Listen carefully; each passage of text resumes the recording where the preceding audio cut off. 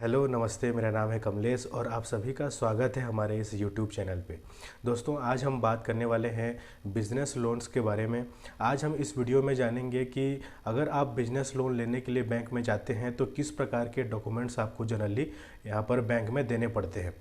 तो इस वीडियो में सारी जानकारी इसके बारे में डिस्कस होगी कि बैंक किन किन चीज़ों को आपको लोन देने के लिए देखती है, आपके फर्म का, आपके बिजनेस का कौन कौन से चीज़ों को, कौन कौन से ऐसे पैरामीटर होते हैं जिनके बेसिस पे वो डिसाइड करती है कि आपको लोन देना चाहिए या नहीं देना चाहिए। इन सभी के बारे में हम बात करेंगे। यहाँ पर हम जो डिस्कस कर रहे हैं वो कैश क्रेडिट या ओवरड्राफ्ट का डिस्कशन नहीं करेंगे। आज हम डिस्कशन करेंगे जो प्योर बिजनेस लोन्स होते हैं, जो ईएमआई के बेसिस पे आपको मिलते हैं, इसके बारे में आज हम इस वीडियो में डिस्कस करेंगे। तो चलिए बिना किसी देरी के स्टार्ट करते हैं। तो अगर आपका कोई बिज़नेस है, चाहे वो प्रोप्राइटरशिप फर्म हो, पार्टनरशिप फर्म हो या प्राइवेट लिमिटेड हो, या फिर किसी प्रकार का आप बिज़नेस कर रहे हो, चाहे वो छोटे लेवल का हो या बड़े लेवल का हो, सभी लोग यहाँ पर बिज़नेस लोन के लिए अप्लाई कर सकते हैं। अब ये जो बिज़नेस लोन्स होते हैं ये जनरली अनसिक्योर्ड लोन्स होते हैं। अनसिक्योर्ड लोन्स का मतलब ये होता है कि इसके लिए आपको किसी भी प्रकार के प्रॉपर्टी या किसी प्रकार की सिक्योरिटी बैंक में देनी नहीं पड़ती है। अब अनसिक्योर्ड लोन होने के कारण बैंक क्या करते हैं, सारी चीज़ें उनके चेकलिस्ट कंप्लीट होने के बाद उनका जो क्राइटेरिया उन्होंने रखा है, सारी चीज़ों को अच्छे से परखने के बाद ही आपको लोन मिलता है। तो ऐसे कंडीशन में, बिज़नेस लोन वाले कंडीशन में, अगर आपका बिज़नेस ईयर बाय ईयर अच्छा परफॉर्म कर रहा है, टर्नओवर धीरे धीरे बढ़ रहा है, आपका प्रॉफिट भी आपकी कंपनी का अगर बढ़ रहा है सालाना, तो आपको ज़्यादा दिक्कत नहीं होता है इस प्रकार के लोन्स को लेने के लिए। तो अब हम बात करते हैं कि अगर आपका कोई एक प्रॉपर्टरशिप फर्म है और आप बिज़नेस लोन लेना चाहते हैं तो किस प्रकार के डॉक्यूमेंट्स आपको जनरली ज़रूरत पड़ेंगे लोन लेने के लिए। तो सबसे पहले आपको एक इस्टेब्लिशमेंट प्रूफ देना होगा। इस्टेब्लिशमेंट प्रूफ के रूप में आप अगर जो गुमास्ता लाइसेंस होता है वो भी दे सकते हैं अपने फर्म का, या फिर अगर आपने जीएसटी सर्टिफिकेट लिया हुआ है तो वो दे सकते हैं, या फिर अगर किसी प्रकार का कोई ट्रेड लाइसेंस, कोई फूड लाइसेंस, या फिर आपके बिजनेस से रिलेटेड कोई भी ऐसा सर्टिफिकेट जिसमें आपके बिजनेस के डिटेल्स वहाँ पर हों और वो गवर्नमेंट से इशू किया हुआ सर्टिफिकेट हो, तो आप उसको फर्निश कर सकते हैं।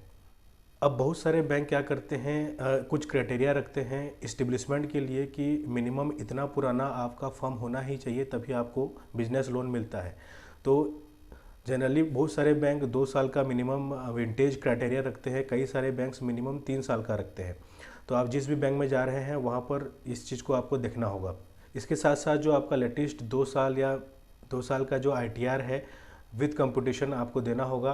कई सारे बैंक 2 साल का मांगती हैं, कई सारे बैंक्स मिनिमम 3 साल का यहाँ पर आईटीआर फाइल मांगती हैं। जो आपके फर्म का जो बैलेंस शीट होगा, जो प्रॉफिट लॉस स्टेटमेंट होगा, ये सब भी अगर आप देना चाहते हैं तो आपका और फाइल जो है वो स्ट्रांग हो जाता है।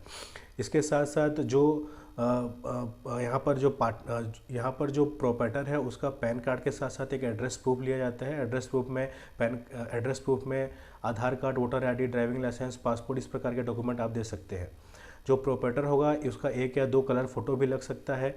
इसके साथ साथ जो बैंक का आपका स्टेटमेंट है, जो आपका करंट अकाउंट है, जो आपने बिजनेस स्टार्टिंग के टाइम पर जो आपने खुलवाया होगा किसी बैंक में, तो उसका आपको स्टेटमेंट देना होता है।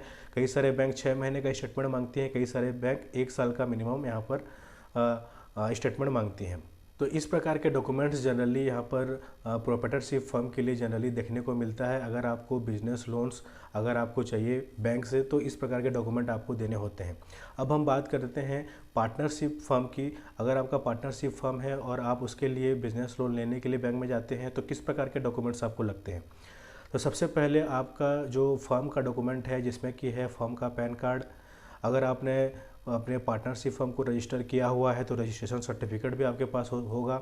इसके साथ साथ अगर आपने जीएसटी सर्टिफिकेट लिया हुआ है तो जीएसटी सर्टिफिकेट।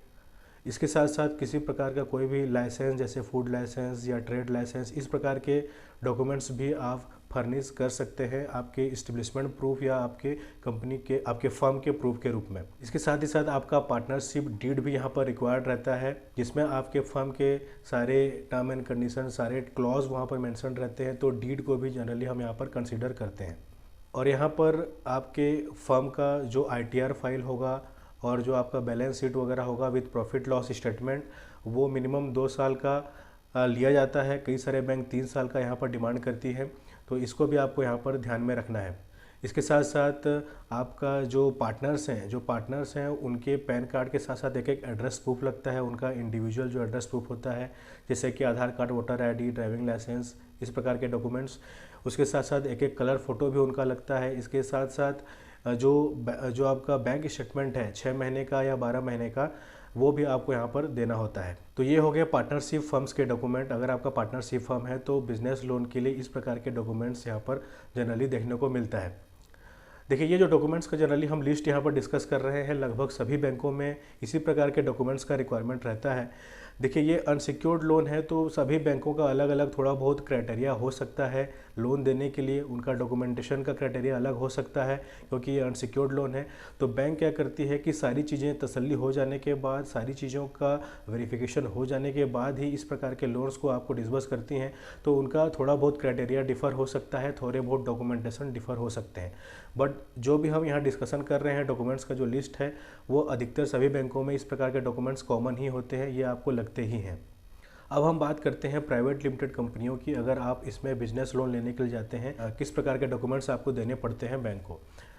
तो सबसे पहले आपके कंपनी का डॉक्यूमेंट होता है, जैसे कि कंपनी का पैन कार्ड हो गया, आपका कंपनी का सर्टिफिकेट ऑफ इनकॉर्पोरेशन हो गया, आपका एमओए हो गया, एओए हो गया। उसके साथ साथ अगर आपने जीएसटी सर्टिफिकेट लिया हुआ है तो वो आप दे सकते हैं, या फिर कोई ऐसा सर्टिफिकेट जो आपके बिजनेस से रिलेटेड हो, उस प्रकार के डॉक्यूमेंट अगर आपके पास है तो उसको भी आप यहाँ पर फर्निश कर सकते हैं।